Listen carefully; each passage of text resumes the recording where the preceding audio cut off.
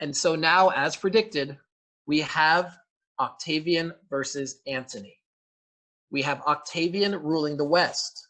We have Antony ruling the East. And to be fair, following the Battle of Philippi, neither of them were doing a very good job for the next 4 or 5 years. Both of them had severe economic depressions in both of their sides of the empire. There were food shortages, and the people were generally not too happy. In addition to this, remember I mentioned one of Pompey's sons was still alive? Sextus Pompeius was going around acting like a pirate. He had control of Sicily, he had the best navy, and Octavian was having a really tough time with him. Eventually, after years of dealing with this, Octavian would finally defeat Sextus Pompeius and finally get rid of the last of the Pompeian faction, but it took a long time. But when Octavian did finally defeat Sextus Pompeius, it made Octavian really popular for the first time. And just after this victory, the food problems seemed to get better, the economic situation seemed to get better as well.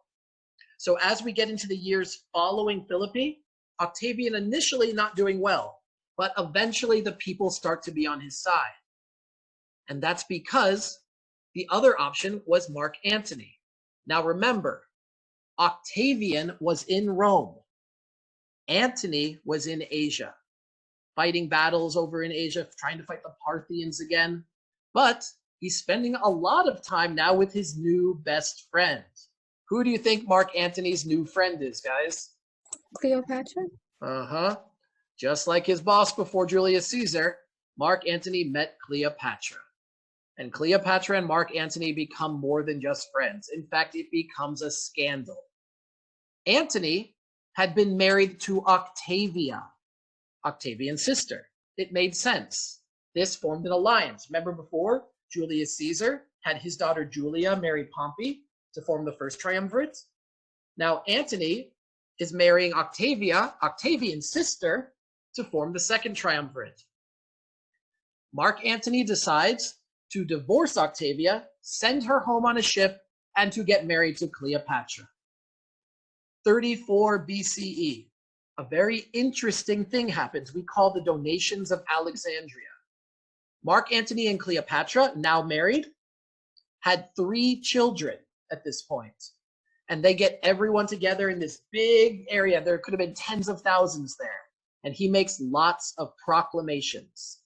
First, and most importantly, he declares that Caesarion was the actual heir of Julius Caesar. Who is Caesarion? We had a whole slide on him 2 weeks ago.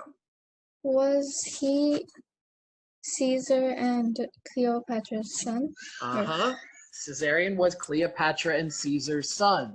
And now we got Mark Antony saying, making things up, absolutely lying, saying, actually, Julius Caesar and Cleopatra were secretly married, therefore Caesarion is the legal and rightful heir to Julius Caesar. It's not true. Julius Caesar and Cleopatra were never married. And in addition to that, even if they were married, Julius Caesar was already married to someone else, which in Roman law would have made his second marriage illegal. There is no possible way that Caesarion could have been the lawful heir. Doesn't matter though. Antony said it to try to get under Octavian's skin, I'll bet. And it did get under Octavian's skin. Octavian did not like Caesarion now being someone that he had to deal with. He did not like a threat to his being called Caesar's heir. Octavian started to say that maybe Egypt is, that Antony wants Egypt to be the new center of the empire. He said, look, Mark Antony actually celebrated a triumph in Alexandria. Octavian said, you can only celebrate a triumph in Rome. Why is he celebrating a triumph in Alexandria? He said, why is he giving Roman lands to his children with Cleopatra? He said that Mark Antony had gone native. Antony was trying to secure the future of the Roman East. These lands in Asia that Antony controlled were very wealthy and the source of much of Rome's wealth, much of their income. But the problem was these were new territories, some of them only being conquered 30 or 40 years before. And there was no real loyalty to Rome within these territories. There's rebellions and people switching sides. What Mark Antony was trying to do, Mark Antony was trying to make it so that these colonies, these new provinces, had Romans in charge of them in the future. So by putting him and Cleopatra's children, who were babies at the time, like 2 years old and 6 years old, by putting him and Cleopatra's children in charge of these places, he's making sure that Romans are in charge of the East. And by declaring Caesarion as Caesar's heir, he's also making sure that a Roman, the son of Julius Caesar, will sit on the Egyptian throne. He's not giving away Egypt. He's actually getting Egypt for Rome. Everyone get this? If Caesarion becomes the next king of Egypt, then Egypt is strongly under Roman control. And that is huge because so much of Rome's grain, their food, their bread, comes from Egypt. After the donations of Alexandria, where he made all these proclamations, he sent these back to Rome. They went to the Senate, and the Senate had to vote yes. They had to say, yes, we approve Caesarion as Caesar's heir and the future king of Egypt. Yes, we accept Cleopatra and Antony's young children as future rulers of these many provinces in the Roman East. The problem is Octavian told them to deny it. And this is what really starts the war. Because Octavian and Antony had agreed that Antony can make any decision he wants in the East, and Octavian can't stop him. Octavian can do whatever he wants in the West, and Antony can't stop him. By Octavian going against Antony's wishes to have Caesarion named king of Egypt, to have his children named rulers of the provinces, Octavian had overstepped his rights. Officially, according to the agreement of the Second Triumvirate, Antony was allowed to do this, and Octavian should not have stopped him. For me, I'm pretty sure that the thing that made Octavian really angry was the Caesarion thing. Antony probably just wanted Caesarion to be named heir so that Caesarion could take the throne of Egypt and make Rome stronger. I don't think Mark Antony ever really thought Caesarion was going to overthrow Octavian.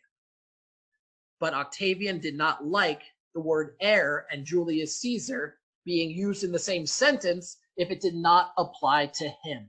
So this shows the donations of Alexandria. These provinces here, all of this, in one way, shape, or form, was given as future rule to the children of Cleopatra, Caesarion, as well as the 3 children that she had with Mark Antony. Octavian, back here in Rome, is telling everybody Antony's giving this land to Egypt. He wasn't. He was trying to secure it for Rome. Remember, Caesarion might have been the daughter of Cleopatra, but he was also the son of Julius Caesar. Mark Antony was one of the most famous Romans in the world. If they could have had secure, strong Roman leadership in control of these places, rather than governors changing all the time, being bribed, losing attacks, making alliances they shouldn't have, this could have been a good plan. It could have worked. And it definitely wasn't intentional treason. Go ahead. What's your question, William? I wondered if Octavian tried to describe Antony as a traitor of Rome. Antony probably is not going to be able to sell that story very well. The thing is, Antony is over here. He's in Egypt. Octavian's over here in Rome. Octavian just won a battle here in Sicily against the son of Pompey. So Octavian is popular for the first time ever in Rome. Antony doesn't really have a lot to say against Octavian. Octavian's popular. The people are finally getting enough food. So it's going to be hard for Antony to say anything about Octavian doing anything wrong, except that Octavian has denied his command, denied the donations of Alexandria, and essentially is about to start a civil war. The only way Antony's going to be able to win this, William, is going to be to defeat Octavian. It looks like words have gone too far. Good question.